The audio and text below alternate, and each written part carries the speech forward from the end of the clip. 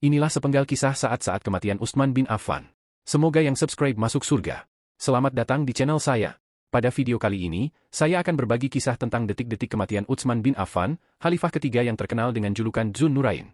Utsman bin Affan adalah salah satu sahabat Nabi Muhammad SAW yang paling dekat dan paling dermawan. Beliau juga merupakan salah satu penyebar Islam pertama dan salah satu penulis Al-Quran. Namun, sayangnya, beliau mengalami akhir hidup yang sangat tragis. Beliau dibunuh oleh sekelompok pemberontak yang tidak puas dengan kepemimpinannya. Pemberontak-pemberontak ini datang dari Mesir, Kufah, dan Basrah. Mereka menuduh Utsman bin Affan melakukan nepotisme, menyimpang dari sunnah, dan menghambur-hamburkan harta benda umat Islam. Mereka juga menolak para wali yang diangkat oleh Utsman bin Affan di daerah-daerah mereka. Pada tahun 35 Hijriah, pemberontak-pemberontak ini mengepung rumah Utsman bin Affan di Madinah. Mereka memutuskan pasokan air dan makanan untuk beliau.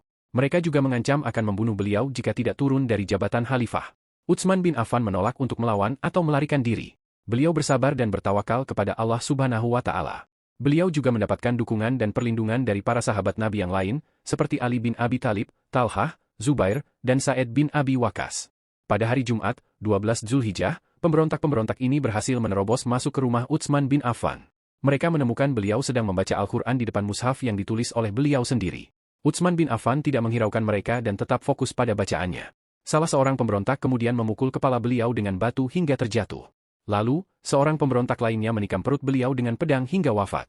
Darah beliau mengucur dan menodai mushaf yang beliau pegang. Subhanallah, inilah titik-titik kematian Utsman bin Affan. Sebelum beliau wafat, beliau bermimpi bertemu dengan Rasulullah SAW. Dalam mimpi itu, Rasulullah SAW memberikan beliau minum air tawar yang segar. Rasulullah SAW juga memberitahu beliau bahwa para pemberontak akan menyerang beliau pada pagi hari. Rasulullah SAW berkata, jika kamu membunuh mereka, maka kamu akan mendapatkan kesuksesan.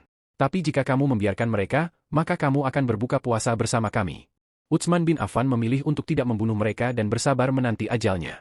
Beliau berharap untuk bersatu kembali dengan Rasulullah SAW dan para sahabatnya di surga. Demikianlah kisah tentang detik-detik kematian Utsman bin Affan. Semoga kita dapat mengambil pelajaran dari kisah ini.